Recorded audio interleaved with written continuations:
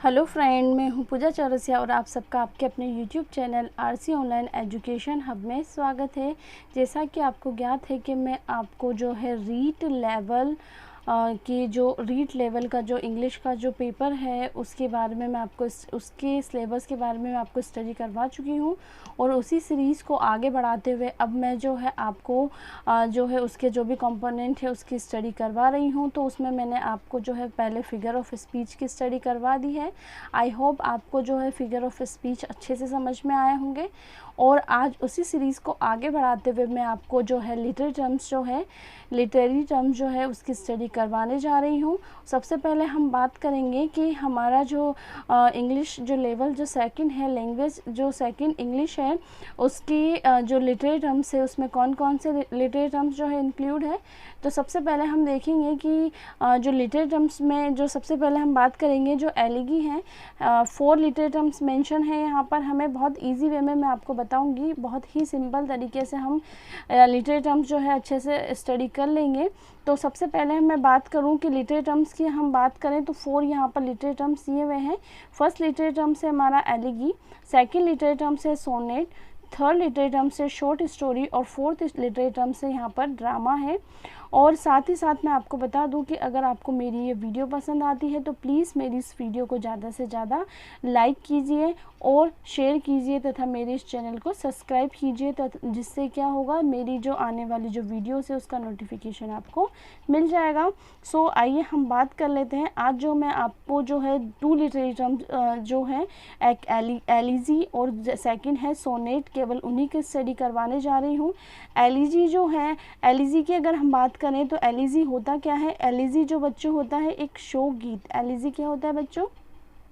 Show गीत होता है। जैसे कि जनरली अगर हम बात करें कि कोई भी व्यक्ति है या कोई भी पोएट है या कोई भी पर्सन है, अगर उसका कोई भी प्रिय व्यक्ति हो या कोई भी उसका फ्रेंड हो, अगर उसकी डेथ हो जाती है तो उसको ट्रिब्यूट देने के लिए, उसको श्रद्धांजलि देने के लिए जो गीत गाया जाता है उसे हम क्या कहेंगे बच्चों? एलिगी कहेंगे। सिंपल लैंग्वेज में तो यही है एलिगी। बाकी इसके एग्जाम्पल्स हम देखेंगे, इसकी जो विशेषता है, इसके कैरेक्टरिस्टिक हैं, इसके बारे में हम बात करेंगे। बहुत ईजी तरीके से बात करते हैं एलिजी की। एलिजी की डेफिनेशन की बात करें, an elegy is a song और a poem of mourning and lamentation. It laments the death of a person और a death of a some beloved friend. ठीक है, यही चीज़ है। एलिजी जो है एक सॉन्ग है और एक पोएम भी हम कह सकते हैं इसको, है ना, जो किसके लिए? Morning and lamentation. Morning and lamentation का मतलब हम कह सकते हैं कि जो दुख में है ना, दुख में, या लेमेंटेशन मतलब पश्चाताप में, है ना, पश्चाताप में या जो दुख में लिखी गई है वही गाया जाने वाला क्या है? एक गीत है। It laments the death of a person और the death of some beloved friend, है ना। ये पश्चाताप किसके मृत्यु पर है? किसी व्यक्ति के मृत्यु पर, है ना, या किसी ऐसे व्यक्ति के मृत्यु पर, या किसी ऐसे फ्रेंड या ऐसे मित्र की मृत्यु पर जो हमारा बहुत ज़्यादा प्रिय है ना, उसकी मृत्यु पर ये जो गीत गाया जाता है।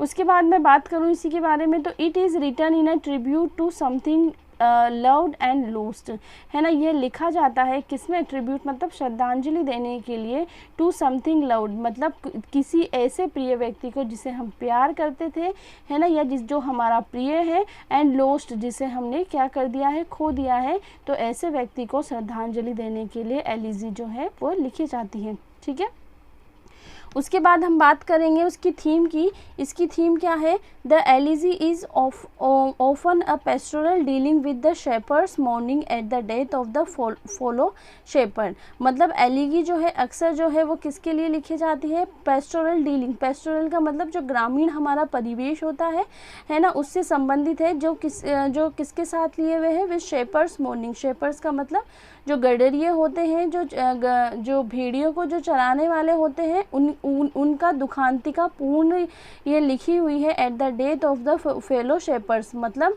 एक ऐसे शेपर्ड्स ने लिखी है जो उसके दोस्त, उसका दोस्त भी कौन है? एक दूसरा शेपर्ड है, उसका साथी जो मित्र है, उसकी मृत्यु पर ये लिखी गई है। मतलब इसकी जो थीम है ये पेस्टोरल डीलिंग है। मतलब हमें क्या याद रखना है? पेस्टोरल डीलिंग का मतलब ग्रामीण परिवेश से संबंधित इसकी थीम है।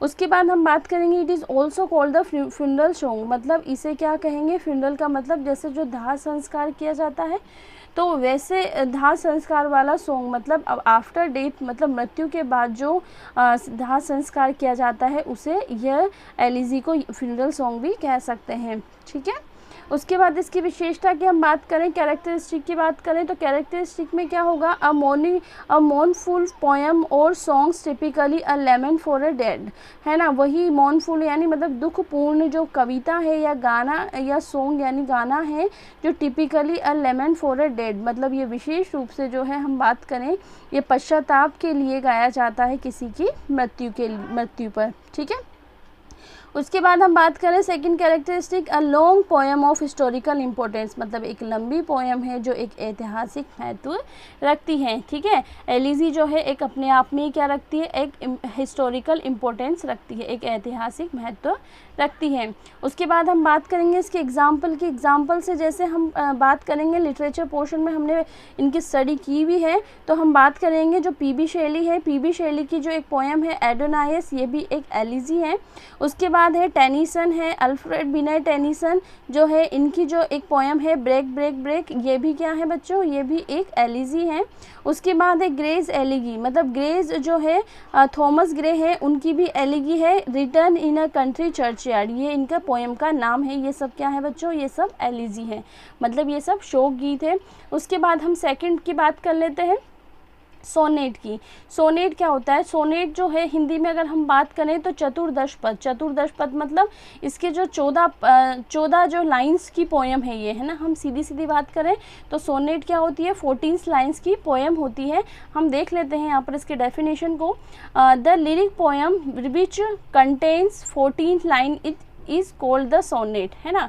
एक लिरिकल पोएम है जो रखता है 14 लाइन, जिसमें क्या होती है 14 लाइंस होती है, उसे ही हम क्या बोलेंगे, 14 लाइंस होती है, इसे हम क्या कहेंगे बच्चों, सोनेट कहेंगे। ठीक है, it is to be written in the limited number of the line and the prescribed metrical pattern, मतलब यह जो है लिखी गई है लिमिटेड नंबर, मतलब निश्चित जो मतलब निश्चित संख्या में ही इसको लिखा जाता है, मतलब इसकी जो संख्या होती है वो निश्चित होती है, इसकी लाइन जो है वो निश्चित होती है। And prescribe the metrical pattern, और इसे वर्णन किया जाता है मेट्रिकल मतलब जो मीटर वाला जो पैटर्न है राइम स्कीम का, उसमें इसको उस पैटर्न में इसको प्रेस्क्राइब यानी इसके बारे में बताया जाता है। ठीक है, अब उसकी बात करें कि जो सोनेट है, सोनेट्स के 2 काइंड्स होते हैं। सोनेट्स को हम कितने काइंड्स में बांट सकते हैं, 2 टाइप्स में हमने डिवाइड किया गया है किसको, सोनेट को इन इंग्लिश लिटरेचर में। तो फर्स्ट टाइप होगा इसका द पेट्राचन और सेकंड टाइप होगा इसका द शेक्सपियरियन सोनेट, है ना। First sonnet the Petrarchan sonnet and second है शेक्सपियरियन सोनेट।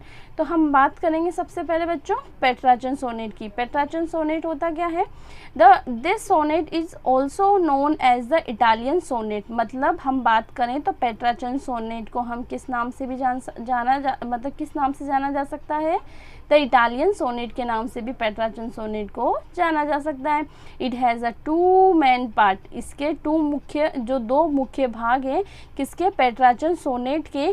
पहला भाग अगर हम बात करें, पहला है ऑक्टेव एंड सेकंड है सेस्टेव। पहला कौन सा है, ऑक्टेव है। ऑक्टेव मीन्स क्या होता है, फर्स्ट 8 लाइन, है ना। यदि हम बात करें कि पहली जो 8 लाइनें हैं किसकी, पहली जो 8 लाइनें हैं उसके बारे में हम बात करें तो पोएम की, तो वो जो है वो ऑक्टेव कहलाएंगी, और जो सेस्टिव क्या कहलाएंगी, जो लास्ट 6 लाइन, जो अंतिम जो 6 लाइनें हैं वो क्या कहलाएंगी बच्चों, वो सेस्टेस कहलाएगी। ठीक है, जैसे अभी कोई भी पोएम है तो इसकी अगर राइम स्कीम की बात करें ऑक्टेव की, तो 8 लाइन की पोएम फर्स्ट 8 लाइन होगी ना, तो इसकी जो 8 लाइन ए बी बी है, ये तो इसकी राइम हो जाएगी। ठीक है, और अगर सेस्टिव की बात करें लास्ट 6 लाइन, तो इसकी राइम की अगर हम बात करें तो ये तो सी डी ई या तो ये हो जाएगी, या हम क्या कह सकते हैं सी डी, या ये राइम स्कीम हो सकती है इसकी। जनरली वो एग्ज़ाम में यही पूछ लेता है